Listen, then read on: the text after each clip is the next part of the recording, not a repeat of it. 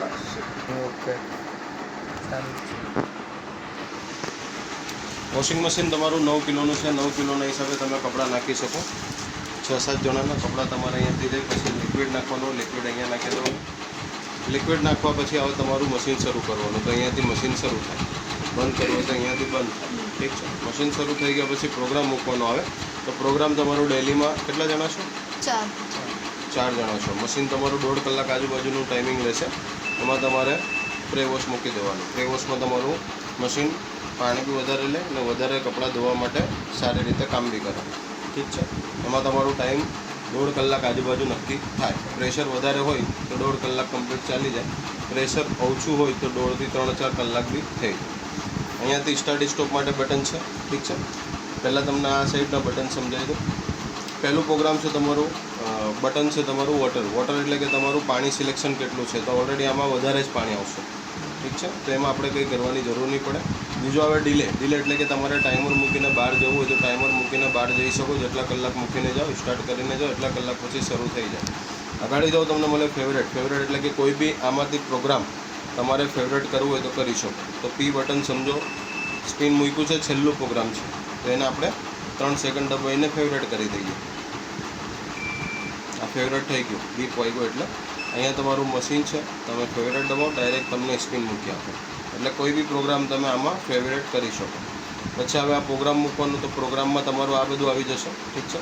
પહેલું પ્રોગ્રામ તમારું સ્માર્ટ છે. સ્માર્ટ એટલે કે તમારા વધારે મેલા કપડાં નહીં હોય, 1.5 કલાક માટે પહેરેલા કપડાં હોય તો એવા કપડાં આપણે ત્યાં હોતા નથી. તો સ્માર્ટ આપણે કામમાં નહીં આવે.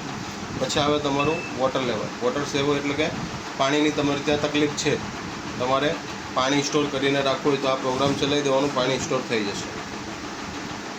પછી આવે તમારું ક્વિક. ક્વિક એટલે કે મશીનની અંદર એક જણના ખાલી કપડાં ધોવા હોય તો 1/2 કલાકમાં ચાલીને બંધ થઈ જાય. વૂલ. વૂલ એટલે કે ગરમ કપડાં, સ્વેટર વગેરે એવું તમારે ધોવું હોય. સિન્થેટિકમાં તમારા ભરતવાળા કપડાં આવી ગયા. પછી આવે પ્રીવોશ. તો આ પ્રીવોશ તમારું રેગ્યુલર પ્રોગ્રામ. ડેલિકેટમાં પાતળા સિલ્કી સાડીવાળા કપડાં. ઠીક છે. કોટનની ચાદર વાદર બી ધોવડાવી તો ધોવડાવી શકો. પછી આવે તમારું ઇન્ટેન્સ. ઇન્ટેન્સ તમારું 2 કલાક આજુબાજુનું પ્રોગ્રામ આવે. મોટો પ્રોગ્રામ આવે વધારે મેલા કપડાં માટે. પછી આવે તમારું ટપ ક્લીન. ટપ ક્લીન તમારું મશીનને સર્વિસ માટેનું એક પ્રોગ્રામ આવે છે, ટપ ક્લીન, જેમાં તમારે કંપનીનું કેમિકલ અડધો ડબ્બો નાખી દેવાનું 1.5 મહિને ને સ્ટાર્ટ કરી દેવાનું. તમારું 45 દિવસે 1.5 કલાક મશીન કેમિકલ માટે એકવાર ચલાવવાનું. સ્પિન ખાલી કપડાં કોરા કરવા માટે. ઠીક છે. આગળ તમારું વોશ ટાઈમનું બતાવે છે. તેમાં આપણે જવાની જરૂર નહીં પડે. રેન્જ સાયકલ બી તમારું ઓલરેડી સેટ જ હોય છે. તમારે એને વધારવું હોય તો 3 કરી શકો. આગળ જાઓ તમને મળે સ્પિન ટાઈમ. સ્પિન ટાઈમ તમારું ઓલરેડી 8 મિનિટ આવે છે. એમાં તમે 10 મિનિટ કરી શકો.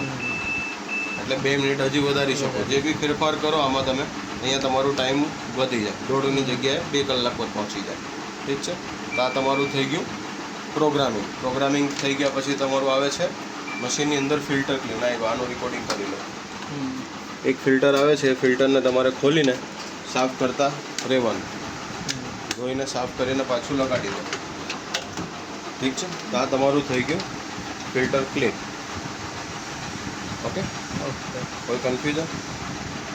ખાલી પેલું ડિટર્જન્ટનું સમજાવી દો કે એમાં લિક્વિડ નાખો. લિક્વિડ પહેલા ખાનામાં લખેલું જ છે. લિક્વિડ પહેલામાં નાખવાનું. પહેલામાં લિક્વિડ ડાયરેક્ટ ટાંકીમાં નાખો તો બી ચાલે. ડાયરેક્ટ પણ ચાલશે. પાણી આપો ને પીવા.